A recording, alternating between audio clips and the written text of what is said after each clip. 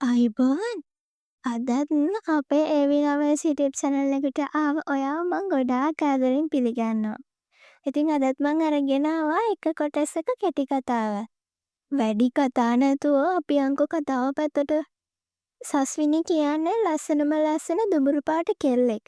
උසස් පෙළින් පස්සේ පුංචි කේක් ෆැක්ටරි එක වැඩට ගියේ එතනින් එහාට ඉගෙන ගන්න තරම් ආර්ථික තත්ත්වයක් ගෙදර නැති නිසා.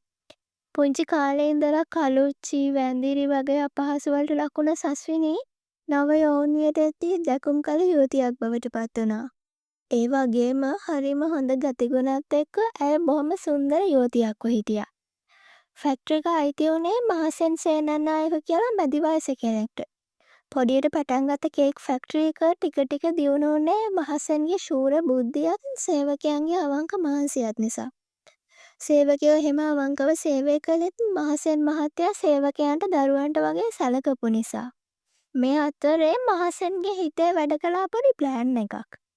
එකම පුතාව බිස්නස් එකට එකතු කරගන්න. එයාට බින්දුවේ ඉඳන්ම වැඩ ටික උගන්වන්න ක්‍රමයක් එයා හොයාගත්තා. එයා අයිතිකාරයාගේ පුතා නීලක විදිහට ආවොත් හැමෝම එයාට දෙයියන්ට වගේ සලකයි. එහෙම නැතුව පහළ සේවකයෙක් විදිහට ආවොත් කවුරුවත් දැනගන්නෙත් නෑ. වැඩත් ඉගෙනගෙන සේවකයන් හොර කරනවා නම් ඒවත් අහුවෙයි කියලා මහසෙන් හිතුවා. ඔන්න ඊළඟ දවසේ ඉඳන් නීලක නිෂ්පාදන අංශයේ සාමාන්‍ය සේවකයෙක් විදිහට සස්විනී යටතේ වැඩ පටන් ගත්තේ නලින් කියන නමින්. තාත්තා සස්විනී ගැන කියන හොඳ අහලම කවුද යකෝ මේ කෙල්ල කියලා බලාගන්නත් ආසාවෙන්ම තමා නීලක හිටියේ. සස්විනී ඔන්නවට අලුත් එක්කෙනෙක් අද ඉඳන්. මේ නලින් මහසෙන් එහෙම කියද්දී නීලක බිම බලාගෙන හිටියේ දුර පළාතකින් ආව අහිංසක කොල්ලෙක් වගේ. අනේ පව් හරි අහිංසක පාටයි. සස්විනී දයාබරව හිතුවා. සස්විනී හරි ලස්සන නමක්. නම වගේමයි කෙල්ලල්. මෙච්චර කල් යාළුලා හිටිය සුදු කෙල්ල එකෙක්ටවත් නැති අමුතු ලස්සනක් මේකේ තියෙනවානේ. කියලා නීලක කල්පනා කරා. හරි සර් මම නලින්ට කියා දෙන්නම් වැඩ ටික. සස්විනී කිව්වා. ඕකේ සස්විනී. ඔයාලා වැඩ කරගෙන යන්න. මං අද යනවා කෑගල්ලේ අලුත් අවුට්ලට් එකේ වැඩේ බලන්න. එහෙම කියපු මහසෙන් යන්න ගියා. අපි යන් නලින් මැෂින් තියෙන පැත්තට. මං කියලා දෙන්නම් මුලින් ඉඳන්ම සේරම. ටික දවසක් යනකොට ඔයාලට හැමදේම පුළුවන් වෙයි. එච්චර අමාරු වැඩ නෑ. අනික මහසෙන් සර් කියන්නේ දෙවි කෙනෙක් වගේ. ඔයාට තේරෙයි ඉන්නකොට. හැමෝම හරි ආසාවෙන් මෙතන වැඩ කරන්නේ. දියල්ලක් කඩා වැටෙනවා වගේ සස්විනී කතා කරද්දී අහන් ඉන්න ආසයි. නීලක ඇස්පියන් ගහන්න නැතුව කෙල්ල දිහා බලන් හිටියේ. අනික කෙල්ල තාත්තා ගැන කතා කරපු විදිහට කොල්ලට 아무තු ගෞරවයක් ඇති වුණා කෙල්ල ගැන. මහසෙන් කියන්නේ කොහමද දෙවි කෙනෙක් නෙමෙයි මින්නරි දෙවියෝ කියලා ප්‍රසිද්ධ වුණානේ නේද? නීලක අහපු අහිංසක විදිහට විහිළුවක් කරනවද ඇත්තටම කියනවද කියලා සස්විනීට හිතා ගන්න බැරි වුණා. වැරදියට හිතන්න එපා මිස් ඉතිහාසෙ මතක් වුණා. මට සාමාන්‍ය පෙළ ඉතිහාසයට ඒකක් තිබ්බා. අපරාධ මිස් මට උසස් පෙළ කරන්න උනේ නෑ ගෙදර ප්‍රශ්න නිසා. මං හරි ආසාවෙන් හිටියේ උසස් පෙළට ආට් කරන්න. බිස්නස් මැනේජ්මන්ට් ඩිග්‍රියකුත් තිබ්බ නීලක කිව්වේ දුකක් මවාගෙන. නිතරම එකට වැඩ කරනකොට ටික ටික සස්විනී නීලකයි ලං වුණා. දෙන්නම දෙන්නට නොකිය ආදරේ කළා. තමන්ගේ යටතේ ඉන්න තමන්ට මිස් ගාන සේවකයෙක්ට ආදරේ කියන්නේ කොහොමද කියලා සස්විනීට හිතා ගන්න බැරි වුණා. මෙච්චර ලොකු ව්‍යාපාර ජාලයක අනාගත හිමිකරු විදිහට නිකන් සුපර්වයිසර් කෙනෙක්ට ආදරේ හිතන එක ගැන නීලක හිතන්නත් බය වුණා. ඒත් ඉතින් ආදරේ කැසයි හංගන්න බෑ වගේ දෙන්නට දෙන්නගේ හිතේ තියෙන ආදරය දෙන්නටම දෙන්නවා ටික ටික. තේ බොන වෙලාවට කන්න කී ටොෆියක් හම්බුණා සස්විනී කෑල්ලක් නීලකට තියාගත්තා. නීලක ගොඩක් කළා සස්විනී දිහා බලන් ඉඳලා සස්විනීගේ ඇස් දෙකටම අහු වුණා ඕන තැන. මම නලින් විදියට ඉඳගෙන ටික කාලයකට හරි මේ කෙල්ලගේ ආදරේ විඳිනවා කියලා තවදුරටත් ඉවසන්න බැරි තැන නීලක තීරණය කළා. ඊළඟ දවසේ නීලක එනකොට සස්විනී පොතක් පෙරලගෙන මොකද්දෝ වැඩක්. පිච්ච මලක් අතේ අරන් ආපු නීලක පිටිපස්සෙන් ඇවිත් ඔළුවට එබිලා මල පොත උඩට දැම්මා. ආනේ නලින් good morning. හැරිලා බලපු සස්විනී කිව්වේ ලැජ්ජාවෙන් රතු වුණ මූණෙන්. මිස් හවස ඔෆ් වුණාට පස්සේ විනාඩි 10කට මාත් එක්ක එළියට යමුද? නීලක ඇහුව බැගෑ පත්ව. කොහෙද නලින්? හරි මම එන්නම්. නලින් වගේ හොඳ කොල්ලෙක් වැරදි තැනකට යන්නේ නැහැ කියලා සස්විනී දැනගෙන හිටියා. එදා දවසම දෙන්නම හිටියේ සිහින ලෝකෙක. නලින්ගේ අහිංසකකමට යටින් මොකද්දෝ කියාගන්න නොතේරෙන ප්‍රතාපවත් ගතියක් කෙල්ලට පෙනුණා. තේ බොද්දි වුණත් කොල්ලා වෙන කෙනෙක්ගේ කෝපකින්වත් බොන්න කැමති නෑ. කන්නෙත් කෙල්ලගේ අත ගෑවුණු දෙයක් විතරක් බව සස්විනීට නෝට් වෙලා තිබ්බා. ඒවා මතක් වෙද්දි කෙල්ලට දැනුනේ ආඩම්බරයක්.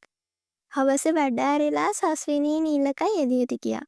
ළඟම නිදහස් පරිසරයකට තිබුණ කොෆි ෂොප් එකකට ගිහින් කොෆි එකක් බොන ගමන් දෙන්න ගොඩක් කතා කරා. තමන් කවුද කියන කෑර කතා කරපු අනිත් දේවල් නම් නීලක අවංකවමයි කිව්වේ.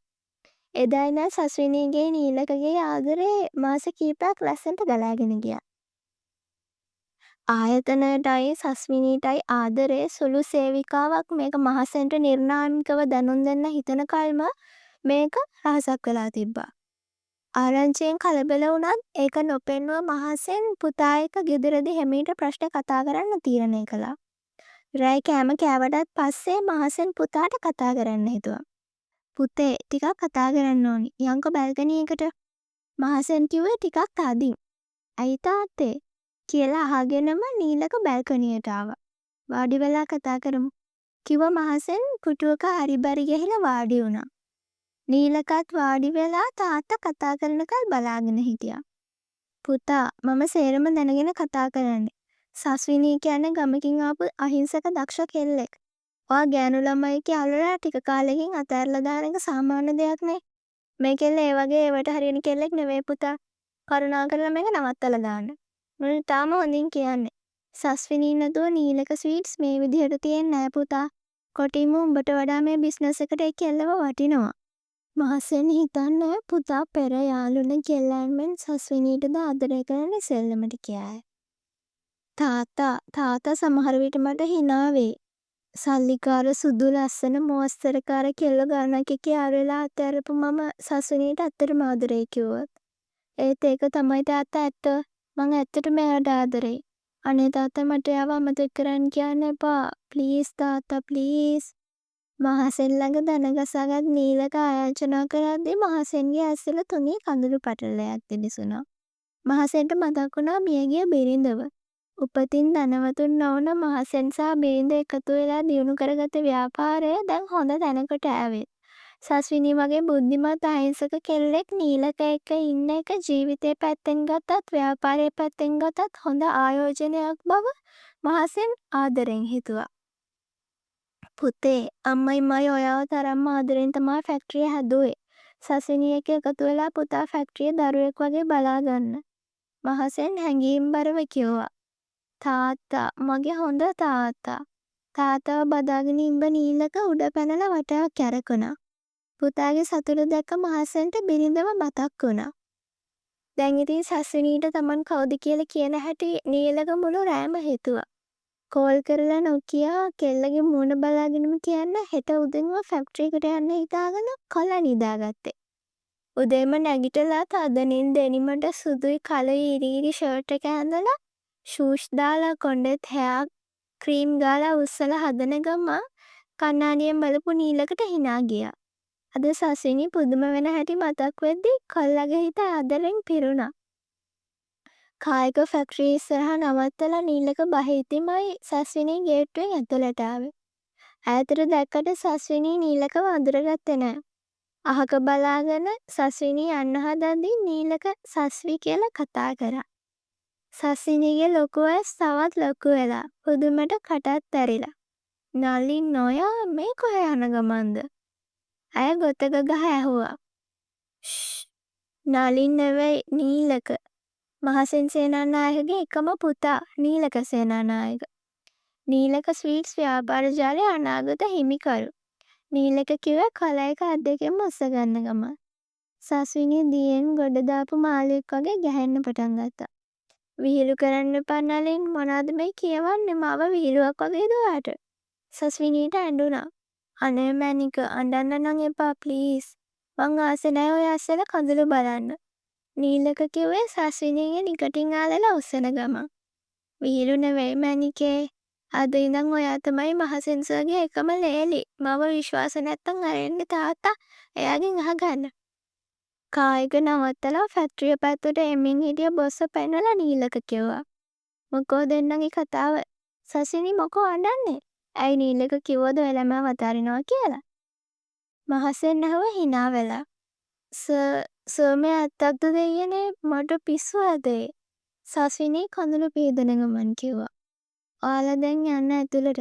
අද ඉඳන් නීලක වැඩ ටික බලාගන්න. දැන් මාස 6ක් ට්‍රේනින් වුණා මදයි. මීටින් එකක් ගමු 9ට කට්ටියට පුතාව හඳුන්වා දෙන්න. සස්විනී උදව් කරයි ඔයාට. මං අද ඉඳන් කෑගල්ලේ වැඩේට ටික දවසක් යනවා පුතේ. මහසෙන් ඇතුළට ගියා. සස්විනී ඉතින් ඔයාට සතුටුයිද? නීලක ඇහුවේ දයාබරව. සතුටු නැතුවානේ මට හීනයක් වගේ. තාම විශ්වාස නැහැ. චුට්ටක් කොනිටගෙනත් බැලුවා මම. සස්විනී කිව්වේ අහිංසක විදිහට.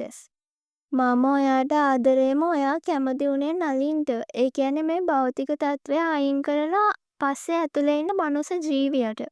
මගේ ආදරේ කවදාවත් වෙනස් වෙන්නේ නැහැ. නීලක සස්විනීව අරගෙන පපුවට තුරුල් කරගත්තේ නලලට හාදුවක් දෙන ගමන්. මමත් ගොඩක් ආදරෙයි රත්තරන් සංසාරෙම. සස්විනී මිමුණුවා.